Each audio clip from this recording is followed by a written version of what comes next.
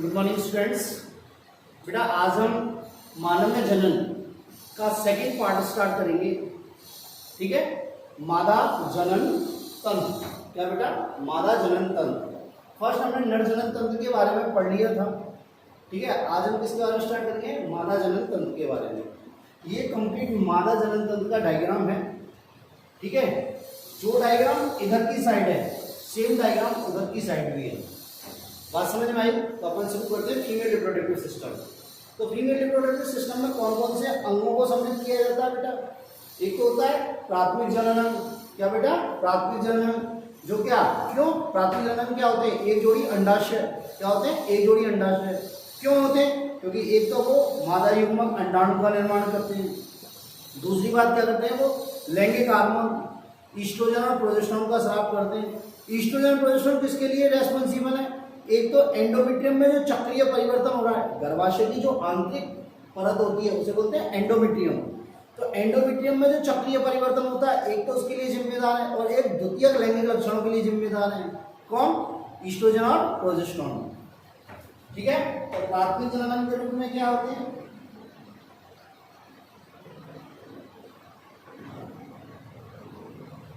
अंडाशय। क्या बेटा? अंडाशय कितने होते हैं? ये एक जोड़ी। ठीक है, इंग्लिश में ना बोलते हैं ओवरी। ठीक है, अब ये क्यों होते हैं? क्योंकि ये किसका निर्माण करते हैं? एक तो मादा युग्मकों का निर्माण करते हैं। मादा युग्मक अंडाणु का निर्माण करते हैं। ठीक है, और ये क्या करते हैं? फीमेल के सेक्स हार्मोन स्रावित करते हैं। फीमेल के सेक्स हार्मोन स्रावित करते हैं। वो कौन कौन से होते हैं? ईस्ट्रोजन और प्रोजेस्टेरोन। क्या बेटा? ईस्ट्रोजन और प्रोजेस्टेरोन।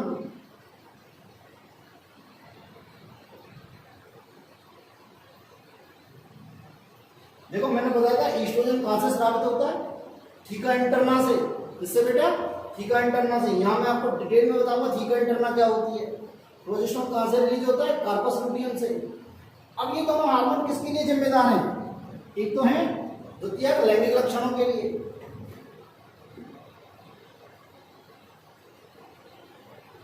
द्वितीयक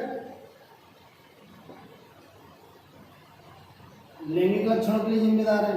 और दूसरी बात क्या होता है कि मादा की जो आंतरिक परत होती है गर्भाशय की, एंडोमेट्रियम, तो एंडोमेट्रियम में जो चक्रीय परिवर्तन होते हैं, क्या बेटा? एंडोमेट्रियम में जो चक्रीय परिवर्तन होते हैं वो भी किसके द्वारा होते हैं? हार्मोन ईस्ट्रोजन और प्रोजेस्टेरोन के द्वारा। तो एंडोमेट्रियम में चक्रीय परिवर्तन कौन पैदा करता है? Oestrogen and progesterone. तो ये हो गया आपके प्राथमिक जननंग। ठीक है बेटा, द्वितीयक जननंग क्या होते हैं? द्वितीय जननंग होते हैं या सहायक जननंग।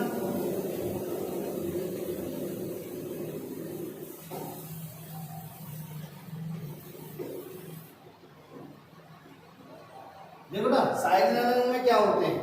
देखो ये जो दिख रही है संरचना इसको बोलते हैं अंडवाहिनी या निषेचन नलिका। क्या बेटा? निषेचन नलिका। ये बीच में जो त्रिकोणीय संरचना दिखी है ऐसा लग रहा होगा जब आपको उल्टी नाशपाती रखी हो, इसको बोलते हैं गर्भाशय। नीचे क्या है? योनि। ठीक है, और योनि की दीवारों पर क्या लगी है? बर्तोलिन ग्रंथि। तो ये क्या है? सहायक जननंग। क्या है बेटा? सहायक जननंग। क्या क्या है? अंडवाहिनी। इसको फैलोपियन ट्यूब बोलते हैं। और क्या है? गर्भाशय, यूट्रस। क्या बेटा? यूट्रस, योनि, वेजाइना, और ग्रंथि है कौन सी? बर्तोलिन ग्रंथि।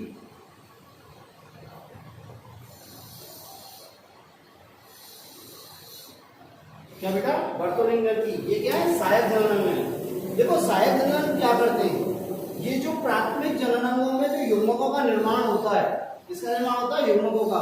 उनको क्या करते हैं? एक तो रास्ता प्रदान करते हैं, पथ प्रदान करते हैं, और क्या करते हैं? निषेचन में सहायक होते हैं। निषेचन में क्या करते हैं? सहायता करते हैं।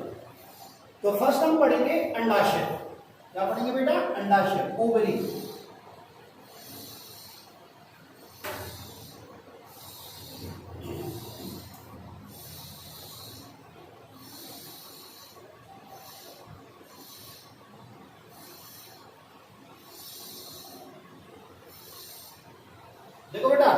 ये जो आपको दिख रही है ये अंडाशय, एक इधर भी है और एक इधर भी है। बात मेरी समझ में आई? एक इधर भी है और एक इधर भी है। बात क्लियर है? तो देखो बेटा, अंडाशय कितने होते हैं? एक जोड़ी। कैसे होते हैं? कहते होते हैं एक जोड़ी। छोटे होते हैं, कैसे होते हैं? छोटे। अंडाशय कैसे कितने हैं? एक जोड़ी। आकार में कैसे? छोटे। करीब 2 से 4 सेंटीमीटर लंबाई होती है इनकी।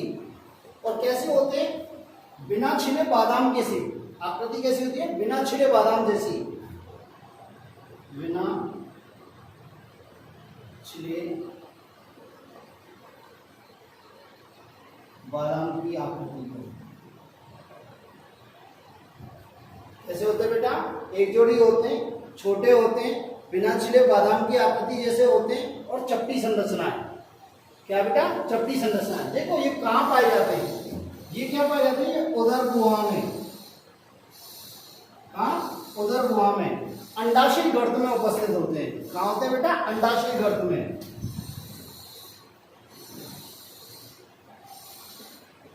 ओवेरियन फोसा में उपस्थित होते हैं। दोबारा सुनो, कितने होते हैं संख्या में? एक जोड़ी। छोटी होती है आकार में। आकार में कैसे होते हैं? छोटे। 2 से 4 सेंटीमीटर लंबाई होती है इनकी, ठीक है। और कैसे होती है संरचना में? बिना छिले बादाम की सी चपटी संरचना होती है। बात समझे? कहाँ पाए जाते हैं? उदर गुहा में। कहाँ पाए जाते हैं बेटा? उदर गुहा में। अंडाशय गर्त में उपस्थित होते हैं। उदर गुहा में क्या होता है? अंडाशय गर्त, उसमें उपस्थित होते हैं। अब देखो, हम मेरी इस संरचना को समझने की कोशिश करो एक बार। देखो बेटा, अंडाशय किससे जुड़ा हुआ है? गर्भाशय से। अंडाशय किससे जुड़ा हुआ है? गर्भाशय से। किसके द्वारा? ओवेरियन लिगामेंट के द्वारा, अंडाशय स्नायु द्वारा। बात समझ में आ गई? नंबर 1, अंडाशय किससे जुड़ा हुआ है? गर्भाशय से। किसके द्वारा? ओवेरियन लिगामेंट, मतलब अंडाशय स्नायु के द्वारा। किसके द्वारा? अंडाशय स्नायु के द्वारा, ओवेरियन लिगामेंट के द्वारा।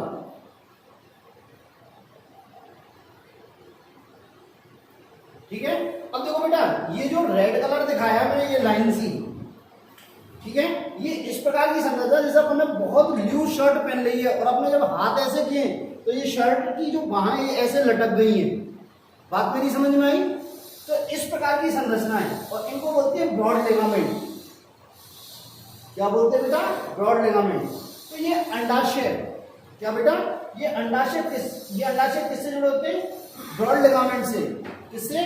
ब्रॉड लिगामेंट से। किसके द्वारा? मीजोबेरियम द्वारा। किसके द्वारा?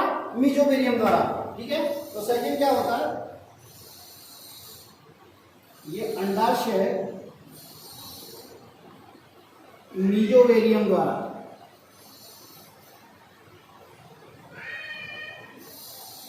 क्या? मीजोबेरियम द्वारा क्या होती है? ब्रॉड लिगामेंट की पश्च सतह से जुड़े रहते हैं।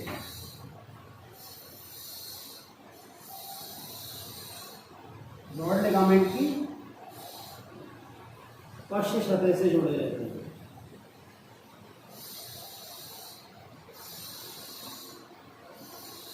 मेरी बात समझ में आई? दोबारा देखो, देखो बेटा, ये जो संरचना है, ये रेड वाली, ये ऐसी संरचना है जैसे अपने बहुत लूज शर्ट पहन ली है, ठीक है, और बहुत बड़ी बड़ी बाहें हैं उसकी चौड़ी, और जब अपन हाथ ऐसे करें तो वो बाहें यहाँ तक लटक गया है। तो इस प्रकार की संरचना है वो, ठीक है। तो ये अंडाशय दो चीजों से जुड़ा है, यूट्रस से तो किससे जुड़ा हुआ है? गर्भाशय से, ओवेरियन लिगामेंट से। और यहाँ इस ब्रॉड लिगामेंट से किससे जुड़ा हुआ है? मीजोबेरियम के द्वारा। किसके द्वारा? मीजोबेरियम। नेक्स्ट आता क्वेश्चन, मीजोबेरियम क्या है? देखो ना, ये पेरिटोनियम का डबल फोल्ड होता है।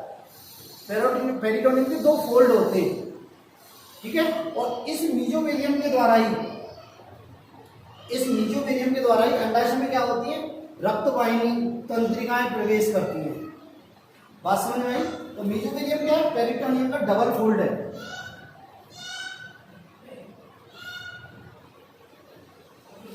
पेरिटोनियम का क्या है? डबल फोल्ड है।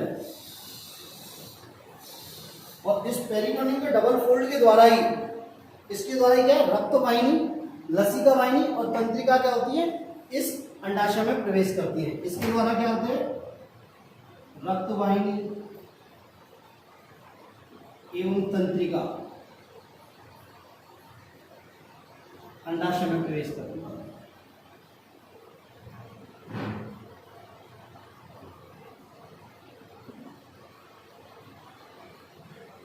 क्या करती है बेटा, अंडाशय में प्रवेश करती है। ठीक है, तो मेरी बात समझ में आई। ठीक है, तो क्या कह सकते हैं कि अंडाशय, क्या बेटा, अंडाशय मीजोबेरियम द्वारा, क्या मीजोबेरियम द्वारा ब्रॉड लिगामेंट की पश्च सतह से जुड़ा रहता है। मीजोबेरियम द्वारा ब्रॉड लिगामेंट की पश्च सतह से जुड़ा होता है। और मीजोबेरियम क्या है, ये पेरिटोनियम का क्या है, डबल फोल्ड है। पेरिटोनियम का क्या है, डबल फोल्ड है, एक छोटा सा बलन है। ठीक है, और जिसके द्वारा रक्त वाहिनी और तंत्रिका वाहिनी क्या होती है, अंडाशय में प्रवेश करती है, अंडाशय में प्रवेश करती है। मेरी बात क्लियर है। अब देखते हैं अपन अंडाशय की आंतरिक संरचना। अंडाशय की आंतरिक संरचना,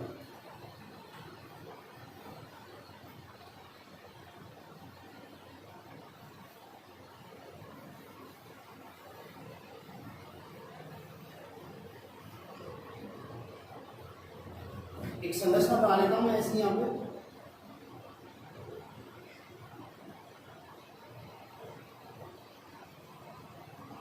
एक तरह से अंडाशय। ठीक है बेटा, तो देखो बेटा, अंडाशय में दो परत पाई जाती है। अंडाशय के चारों ओर क्या पाए जाते हैं, दो स्तर पाए जाते हैं। क्या पाए जाते हैं, दो स्तर। और बाहरी स्तर को क्या बोलते हैं, जनन उपकला। बाहरी स्तर को क्या बोलते हैं बेटा, जनन उपकला। ठीक है, बाहरी स्तर, बाहरी स्तर को क्या बोलते हैं बेटा, जनन उपकला कहते हैं। और ये जनन उपकला किसकी बनी होती है, सरल घनाकार या सरल शल्कीय उपकला की। किसकी बनी होती है बेटा, ये सरल घनाकार या सरल शल्कीय उपकला, सरल शल्कीय उपकला। अब एक माइंड में क्वेश्चन आ रहा होगा कि सर घनाकार और शल्कीय कोशिकाओं में तो बहुत अंतर है। एक्चुअली बेटा क्या होता है, घनाकार कोशिका ऐसी होती हैं जैसे घनाकार की होती हैं, ये इस प्रकार की होती हैं, और शल्कीय कोशिका ऐसी होती है। ठीक है, तो इनको इंग्लिश में यदि बोले तो क्या बोलते हैं, ये लो कोवोइडल एपिथेलियम की बनी होती है। मतलब ऐसी घनाकार उपकला की बनी होती है जिनकी ऊंचाई कम होती है, तो वो कैसी दिखती है, सरल सल्की जैसी दिखती है। कैसी दिखती है बेटा, सरल सल्की जैसी दिखती है। ठीक है, इसके नीचे जो लेयर पाई जाती है उसे बोलते हैं ट्यूनिका एल्बुजिनिया।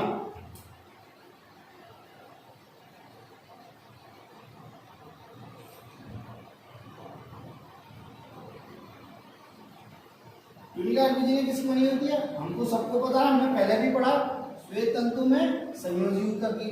देखो ट्यूनिका एल्बुजिनिया हमने क्या पढ़ी कि जो सिसिन के रज्जु होते हैं उनके बाहर क्या पाई जाती है, ट्यूनिका एल्बुजिनिया। उनका बाहरी स्तर क्या होता है, ट्यूनिका एल्बुजिनिया।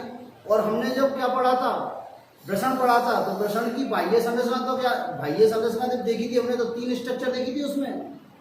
बाहरी परत ट्यूनिका वेजाइनलिस, फिर मध्य ट्यूनिका एल्बुजिनिया, अंदर ट्यूनिका वेस्कुलेटर। तीसरी बार पढ़ रहे हैं हम ट्यूनिका एल्बुजिनिया। क्या बेटा, ये क्या है, ट्यूनिका एल्बुजिनिया। ठीक है, ये कैसी है, आंतरिक स्तर है। कैसा है बेटा, आंतरिक स्तर।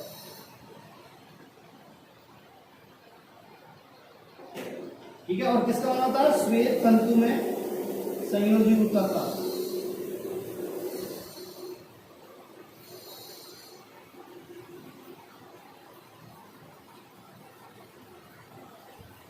श्वेत तंतु में संयोजी ऊतक का। मेरी बात समझ में आई। तो अंडाशय के ऊपर कितनी, दो परत आ गई। बाहरी परत जनन उपकला। ठीक है, ये अंडाशय की सबसे बाहरी उपकला है। और किसकी बनी होती है, सरल घनाकार या सरल शल्कीय उपकला की बनी होती है। ठीक है, और सिंगल लेयर होती है, एकल परत होती है बेटा। क्या होती है, एकल परत। ठीक है, दूसरी क्या होती है, इसके आंतरिक परत क्या होती है, जो ट्यूनिका एल्बुजिनिया होती है। क्या होती है बेटा, ट्यूनिका एल्बुजिनिया, जो जनन उपकला के ठीक नीचे पाई जाती है। जनन उपकला के ठीक नीचे पाई जाती है। और किसकी बनी होती है, श्वेत तंतु में संयोजी ऊतक की होती है। श्वेत तंतु में संयोजी ऊतक की होती है। नेक्स्ट देखो बेटा, देखो इस अंडाशय के अंदर, इसके अंदर ये आंतरिक सतह है, इसमें क्या होता है, संयोजी ऊतक भरा रहता है। क्या भरा रहता है बेटा, संयोजी ऊतक। और इस संयोजी ऊतक को क्या बोलते हैं, स्ट्रोमा।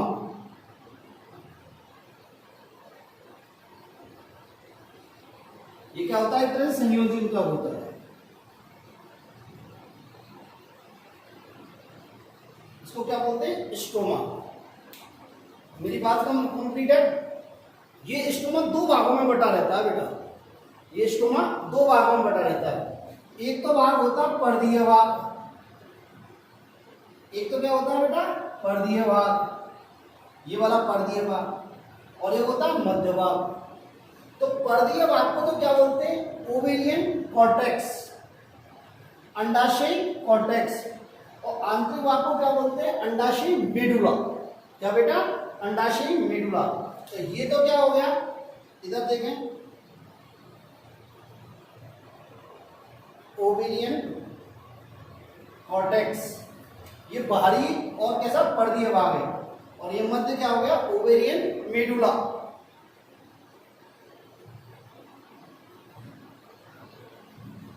क्या हो गया बेटा, ओवेरियन मेडुला। तो दोबारा सुन लो कि ट्यूनिका एल्बुजिनिया के अंदर क्या होता है, संयोजी ऊतक बना रहता है। क्या बना रहता है, संयोजी ऊतक। और इस संयोजी ऊतक को क्या बोलते हैं, स्ट्रोमा। क्या बोलते हैं बेटा, स्ट्रोमा। और ये स्ट्रोमा दो भागों में बटा होता है। बाहरी भाग पर्दीय भाग होता है, उसे बोलते हैं ओवेरियन कॉर्टेक्स। क्या बोलते हैं बेटा, ओवेरियन कॉर्टेक्स। और जो मध्य भाग होता है उसे बोलते हैं ओवेरियन मेडुला। तो मैं यहां लिख देता हूं, और यहां पे दो भाग में बटा होता है,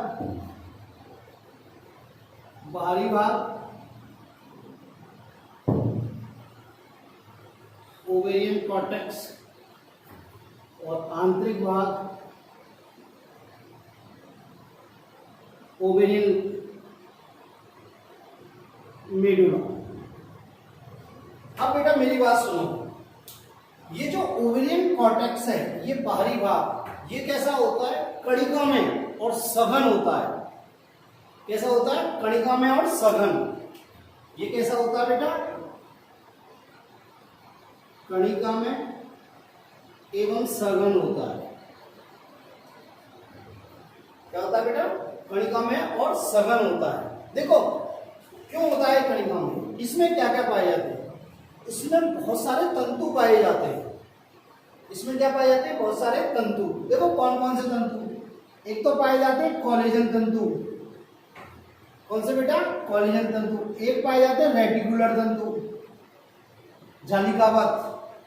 कोलेजन में श्वेत तंतु, रेटिकुलर में जालिकावत तंतु। एक क्या पाई जाती है, स्ट्रोमल सेल, स्ट्रोमल कोशिका। और क्या पाई जाती है, फाइब्रोब्लास्ट। क्या पाई जाती है बेटा, फाइब्रोब्लास्ट। इसमें ये ओवेरियन कॉर्टेक्स में। और क्या पाई जाती है, विकसित होती हुई पट्टिका की विभिन्न प्रावस्थाएं पाई जाती हैं। और क्या पाई जाती है इसमें, विकसित होती हुई पट्टिका की विभिन्न प्रावस्था पाई जाती है।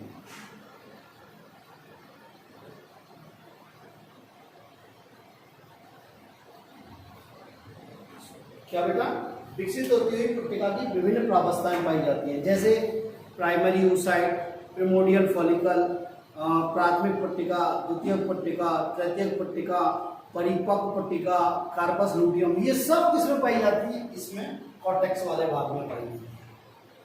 किसमें पाई जाती है, कॉर्टेक्स वाले भाग में पाई जाती है। मेरी बात समझ में आई। तो कॉर्टेक्स वाले भाग में क्या, विकसित होती हुई पट्टिका की विभिन्न प्रावस्थाएं पाई जाती है। कोलेजन तंतु पाए जाते हैं, रेटिकुलर तंतु पाए जाते हैं, स्ट्रोमल सेल पाई जाती है और फाइब्रोब्लास्ट कोशिकाएं पाई जाती हैं। ये जो आंतरिक भाग होता है, ये क्या होता है, कम सघन होता है। क्या होता है, कम सघन होता है और लूज कनेक्टिव टिश्यू का बना होता है। किसका बना होता है, ढीले संयोजी ऊतक का बना होता है। ये क्या होता है, कम सघन होता है। और ये किसका बना होता है,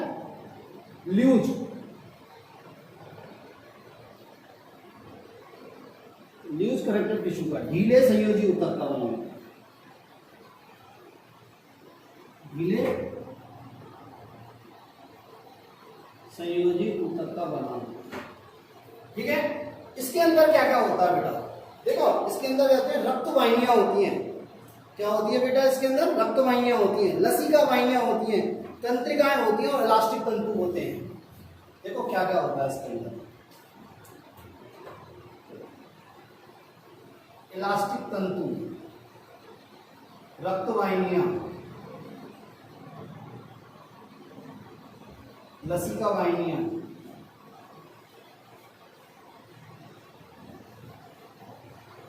और क्या होती है, तंत्रिका। क्या होती है बेटा, तंत्रिका। मेरी बात समझ में आ गई।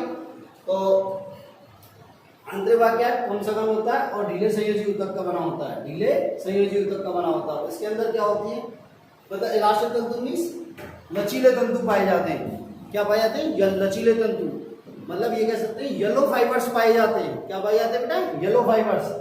और क्या पाया जाता है, रक्त वाहिनियां पाई जाती है, लसिका वाहिनियां पाई जाती हैं और तंत्रिकाएं पाई जाती हैं। और क्या पाई जाती है बेटा, तंत्रिकाएं पाई जाती हैं। मेरी बात क्लियर है।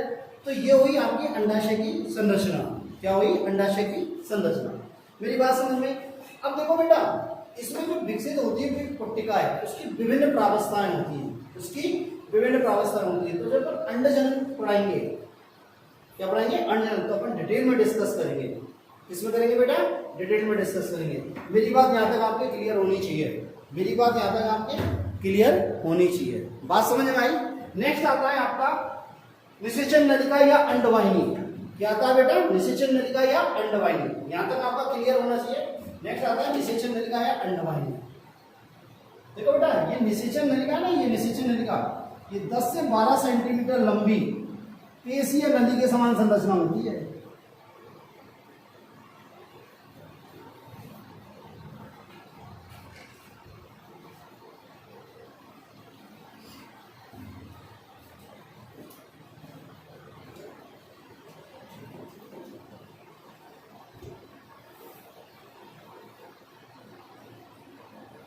कितनी होती है, एक जोड़ी। लंबाई कितनी होती है, 10 से 12 सेंटीमीटर। ये वाली है, ये संरचना दिख रही है हमको। क्या बेटा, 10 से 12 सेंटीमीटर। कहां से उत्पन्न हो रही है, गर्भाशय की दीवार से। कहां से उत्पन्न हो रही है, गर्भाशय की दीवार से। और कहां तक है, अंडाशय की सतह तक। कहां तक है बेटा, अंडाशय की सतह तक। ये तो मेरी बात समझ में आई। तो कैसी होती है, एक जोड़ी होती है, 10 सेंटीमीटर होती है, पेशीय होती है और रोमावी होती है। क्या होती है, रोमावी। रोमावी में सीलिएटेड, सीलिया उपस्थित होते हैं, मैं बताऊंगा आपको। रोमावी होती है, पेशीय नलिका के समान संरचना होती है।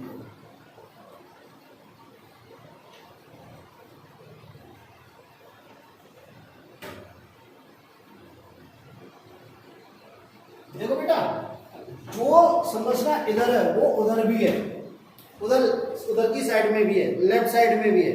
मेरी बात समझ में आई, ठीक है। और ये निषेचन नलिका कहां से कहां तक होती है बेटा, ये अंडाशय की पर्दी से गर्भाशय तक फैली रहती है। अंडाशय की पर्दी से कहां तक रहती है, गर्भाशय तक रहती है। तो ये कहां पाई जाती है, अंडाशय की पर्दी से गर्भाशय तक फैली रहती है। ठीक है। इसके 3 भाग हैं बेटा, इसके 3 भाग हैं, इस्थमस, एम्प्यूला और इनफंडिब्यूलम। क्या क्या बेटा, इस्थमस, एम्प्यूला और इनफंडिब्यूलम। तो देखो निषेचन नलिका में कितने भाग हैं, 3 भाग हैं।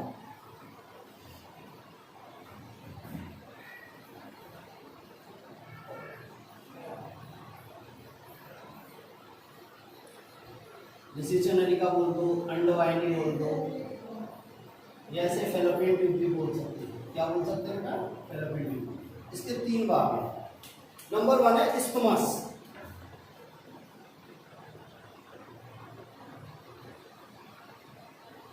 क्या बेटा, इस्थमस। ठीक है। अब देखो, कोई इसे दूरस्थ पार्ट बोलता है, कोई समीपस्थ पार्ट से मानता है, कोई तो इसे समीपस्थ मानता है और कोई इसे समीपस्थ मानता है। बात समझ नहीं? तो अपन इसमें नहीं पढ़ेंगे समीपस्थ और दूरस्थ क्या है, ठीक है। तो इसको मत, ये क्या सबसे पतला भाग है, ये क्या है सबसे पतला भाग है बेटा, क्या बेटा सबसे पतला भाग है। और ये भाग किससे जुड़ा हुआ होता है, तो ये है भाग गर्भाशय से लगा होता है,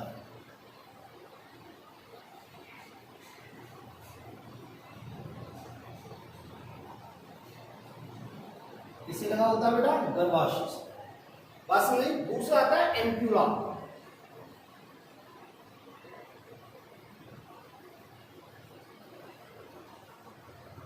देखो ये मध्य भाग है, ये क्या है मध्य भाग है, और ये सबसे चौड़ा भाग होता है, ये क्या है मध्य भाग है, और कहते हैं सबसे चौड़ा भाग होता है। निषेचन नलिका का क्या होता है बेटा, ये सबसे चौड़ा भाग होता है। और निषेचन की क्रिया क्या बेटा, निषेचन की क्रिया एम्पुला में ही पाई जाती है। यहाँ क्या होती है, निषेचन की क्रिया होती है।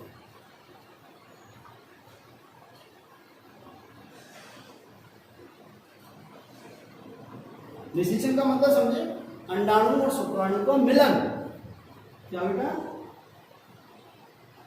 अंडाणु एवं शुक्राणु का मिलन।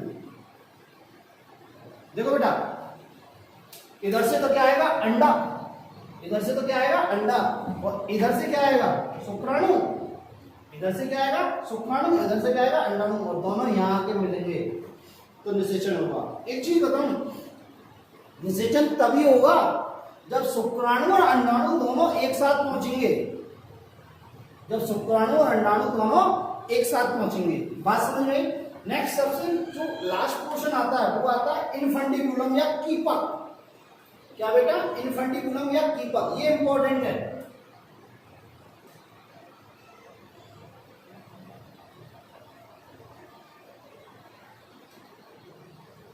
इनफंडिबुलम या कीपक, ठीक है बेटा। देखो ये इनफंडिबुलम है ना, इस प्रकार की संरचना, देखो ये हाथ है ना, सेम ऐसा है, इस जैसी संरचना है, ये हाथ की तरह संरचना है, ठीक है। तो इसका जो ये सिरा है, आगे वाला सिरा, ये क्या होता है चौड़ा होता है, क्या होता है चौड़ा, और इस पर उंगली लाइक ऐसे उंगली जैसे प्रवर्ध होते हैं, उंगली जैसे क्या होते हैं प्रवर्ध होते हैं, और उन्हें क्या बोलते हैं झालर या फिम्बरिया, क्या बोलते हैं बेटा, झालर या फिम्बरिया। दोबारा सुनो, इस कीपक या इनफंडिबुलम का आगे वाला सिरा क्या होता है चौड़ा होता है, और इस चौड़े भाग पर क्या होते हैं उंगली नुमा प्रवर्ध होते हैं, क्या होते हैं उंगली नुमा प्रवर्ध, जिन्हें क्या बोलते हैं झालर या फिम्बरिया। बात समझ में? दूसरी बात, ये जो फिम्बरिया होते हैं इस चौड़े वाले भाग में, इसके ऊपर ये फिम्बरिया या झालर के ऊपर चौड़े वाले भाग में क्या होता है छिद्र होता है, क्या होता है छिद्र होता है, जैसे क्या बोलते हैं ऑस्टियम, क्या बोलते हैं ऑस्टियम। तो बड़ा ये ऑस्टियम क्या होता है, जो अंडा यहाँ से रिलीज होगा, अंडा यहाँ से निकलेगा तो ऑस्टियम के वाई थ्रू कहाँ जाएगा एम्प्यूला पे, ऑस्टियम के वाई थ्रू कहाँ जाएगा बेटा ये एम्प्यूला पे। मेरी बात समझ में आई है नहीं आई, ठीक है। तो इनफंडिबुलम ये कहाँ है, अंडाशय के समीप वाला भाग है, क्या ये अंडाशय के समीप वाला भाग है। इसका आगे वाला भाग क्या होता है चौड़ा होता है, आगे वाला भाग चौड़ा होता है, जिसपे क्या होते हैं उंगली के समान प्रवर्ध पाए जाते हैं, जिन्हें क्या बोलते हैं फिम्बरिया या झालर, क्या बोलते हैं फिम्बरिया या झालर। और इसमें चौड़े वाले भाग में होता है छिद्र होता है, जिसे क्या बोलते हैं ऑस्टियम, क्या बोलते हैं बेटा ऑस्टियम। और क्या होता है जब अंडा रिलीज होता है, अंडा निकलता है, तो ऑस्टियम के वाई को कहां तक पहुंचता है एम्प्यूला तक, कहां तक पहुंचता है बेटा एम्प्यूला तक। मेरी बात क्लियर है। नेक्स्ट आता है देखो एम्प्यूला तक, नेक्स्ट आता है बेटा अंडवाहिनी की आंतरिक संरचना, क्या बेटा अंडवाहिनी की आंतरिक संरचना। तो देखो अंडवाहिनी की आंतरिक संरचना यदि देखें तो इसकी जो दीवारें हैं वो 3 परतों की बनी हुई हैं। अंडवाहिनी की दीवार कितने 3 परतों की बनी हुई हैं, 3 स्तरों की बनी हुई हैं।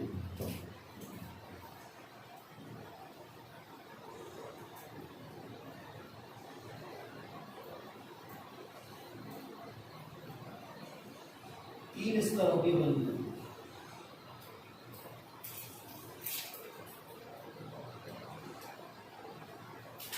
देखो बाह्य स्तर, ये जो सबसे बाह्य स्तर जो होता है बेटा, ये संयोजी ऊतक का बना होता है। सबसे बाह्य स्तर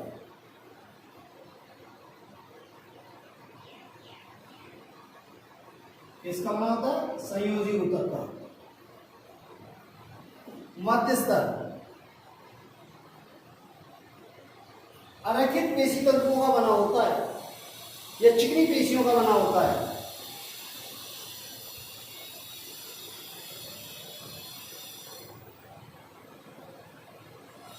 अरेखित पेशी तंतु या चिकनी पेशी तंतुओं का बना होता है।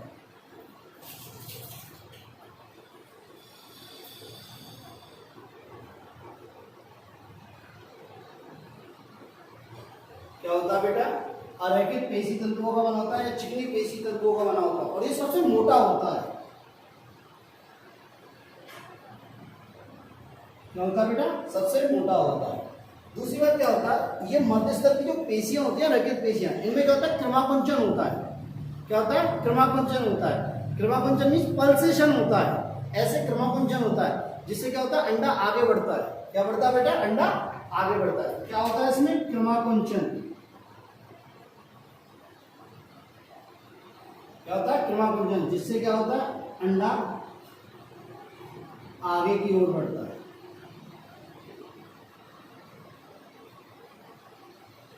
क्या होता है बेटा? अंडा आगे की ओर बढ़ता है। तो बाह्य स्तर किसका बनता है? संयोजी ऊतक का। किसका? संयोजी ऊतक का। ठीक है। मध्य स्तर किसका बनता है? अरेखित पेशी तंतुओं का या फिर चिकनी पेशी तंतुओं का बना होता है। ये सबसे मोटा स्तर होता है। क्या होता है बेटा? सबसे मोटा स्तर होता है। ठीक है। और इसकी पेशियों में क्या होता है? क्रमाकुंचन की गति होती है। क्या होता है? क्रमाकुंचन की गति होती है, जिससे अंडा आगे बढ़ता है। और क्या होती है? निषेचन की क्रिया होती है। क्या होती है बेटा? निषेचन की क्रिया होती है। नेक्स्ट होता है आंतरिक स्तर।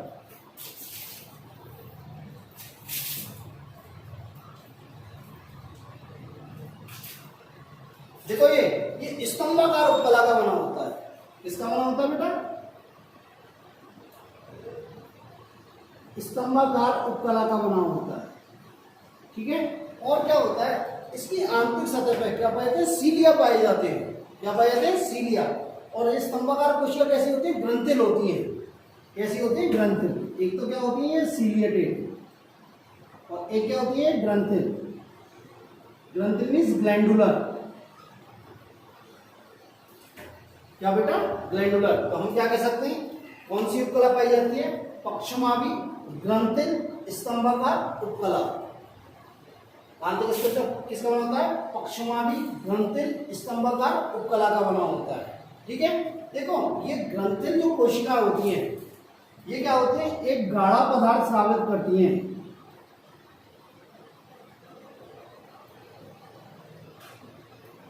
और गाढ़ा पदार्थ क्या करता है? अंडाणु को पोषण प्रदान करता है। क्या करता है बेटा? अंडाणु को पोषण प्रदान करता है। मेरी बात समझ में आई?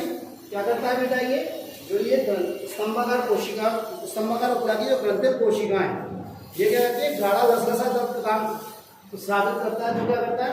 अंडाणु को पोषण प्रदान करता है। और क्या करता है? सुरक्षा प्रदान करता है। और क्या करता है? सुरक्षा प्रदान करता है। ये जो सीलिया है पक्षमा में, ये पक्षमा में सीलिया, ये क्या करते हैं? मूवमेंट करते हैं। तो ये अंडाणु को तो निषेचन के लिए, अंडाणु को तो निषेचन के लिए आगे बढ़ाते हैं। और जो मतलब निषेचित अंडा हो जाता है, जब निषेचन हो जाता है, तो उस युग्मनज को इम्प्लांटेशन के लिए आगे बढ़ाते हैं, आरोपण के लिए आगे बढ़ाते हैं। बात समझ में? तो ये अंडे को निषेचन के लिए आगे बढ़ाते हैं, एवं युग्मनज को अंतरोपण के लिए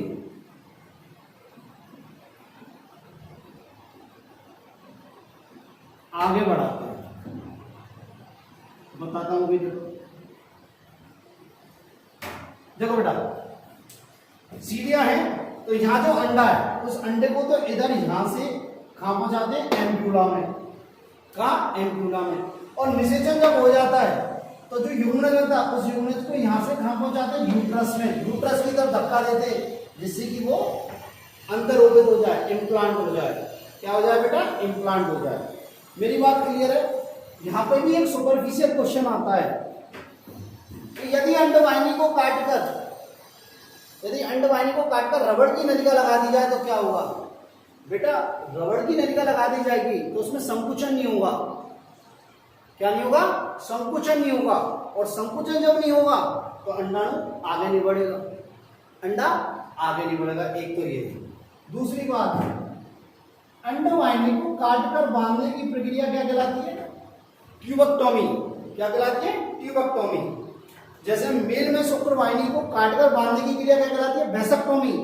इसी प्रकार अंडवाहिनी को काटकर बांधने की प्रक्रिया क्या कहलाती है, ट्यूबेक्टोमी। मादा नसबंदी क्या कहलाती है बेटा, ट्यूबेक्टोमी। ट्यूबेक्टोमी मादा नसबंदी। मेरी बात समझ में आ गई। तो ये हुआ आपका क्या, अंडवाहिनी और अंडाशय। ठीक है, बाकी का यूट्रस और वेजाइना नेक्स्ट लेक्चर में डिस्कस करेंगे। आज के लिए यहीं पर। थैंक यू बेटा।